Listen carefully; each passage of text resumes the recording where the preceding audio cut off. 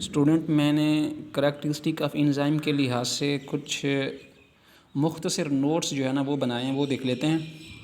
सबसे पहले बच्चे ये है इसकी करैक्टरिस्टिक के तकरीबन तमाम एंजाइम जो हैं वो प्रोटीन के बने होते हैं और प्रोटीन जो हैं वो अमीनो एसिड की बनी होती हैं। तो अमीनो एसिड वो लॉन्ग भी हो सकते हैं, वो चेन की शक्ल में भी हो सकते हैं और वो अपने आप को इस तरीके से वो फोल्ड करती हैं कि वो एक 3 डायमेंशनल मॉलिक्यूल बना देती हैं।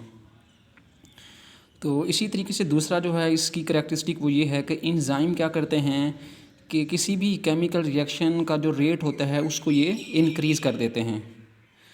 तीसरा पॉइंट ये होता है कि एंजाइम जो है वो किसी भी रिएक्शन में कंज्यूम नहीं होते।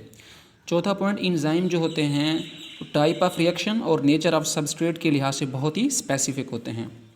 पांचवा पॉइंट ये है कि एंजाइम में एक छोटा सा पोर्शन होता है जो कैटालाइसिस में हिस्सा लेता है और उस छोटे से पोर्शन को हम कहते हैं एक्टिव साइट। छठा पॉइंट ये है कि एंजाइम की जो एक्टिविटी है, एंजाइम एक्टिविटी को रेगुलेट किया जाता है according to the needs of sales, यानी कि जब सेल में एंजाइम की ज़रूरत कम होगी तो उससे जो है इनहिबिटर प्रोसेस के थ्रू जो है वो स्टॉप कर दिया जाएगा। जब सेल में इसकी ज़रूरत ज़्यादा होगी तो उसको क्या कर दिया जाएगा, एक्टिवेट, यानी कि उसको प्रोमोट कर दिया जाएगा। अब प्रोटीन मॉलिक्यूल की स्ट्रक्चर की बेस पे एंजाइम की दो मेन टाइप्स हैं, एक है सिंपल और एक है कम्प्लेक्स। सिंपल प्रोटीन वो होते हैं जो सिंपल एंजाइम वो होते हैं जो सिर्फ प्रोटीन से ही मिलकर बने होते हैं, protease, mileage, lipase.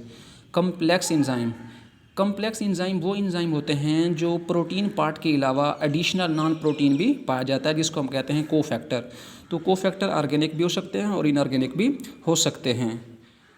Organic cofactor वो होते हैं जो एंजाइम के साथ टाइटली अटैच होते हैं।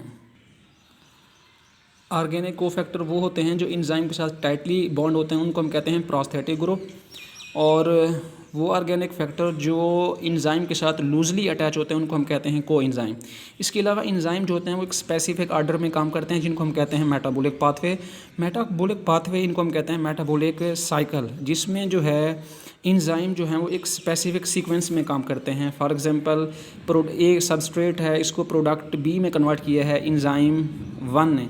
इसी तरीके से जो बी अब जो प्रोडक्ट है वो क्या हो जाएगा, सबस्ट्रेट में कन्वर्ट हो जाएगा। इसी तरीके से जो सी का सबस्ट्रेट है वो डी का क्या बन जाएगा, सी का प्रोडक्ट बन जाएगा और डी का ये सबस्ट्रेट बन जाएगा।